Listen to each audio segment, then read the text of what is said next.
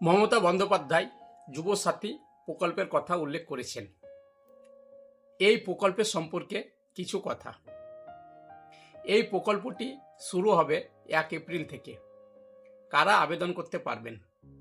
যারা মাধ্যমিক পাস করেছেন এবং চাকরি পাননি তারা এই প্রকল্পে আবেদন করতে পারবেন।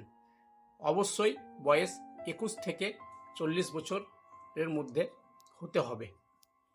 শিক্ষামূলক স্কলারশিপ বাদ দিয়ে অন্য কোনো প্রকল্প থেকে যদি আপনি টাকা পেয়ে থাকেন তাহলে এই প্রকল্পে আবেদন করতে পারবেন না।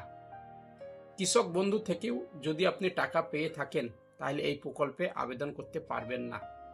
কোথায় আবেদন করবেন? কিছুদিনের মধ্যে প্রত্যেক ব্লকের আন্ডারে ক্যাম্প বসানো হবে। সেখানে গিয়ে আপনি ডাইরেক্ট ফর্ম ফিল আপ করে আবেদন করতে পারবেন। এই প্রকল্পের মাধ্যমে প্রত্যেক মাসে 1,500 টাকা করে পাওয়া যাবে।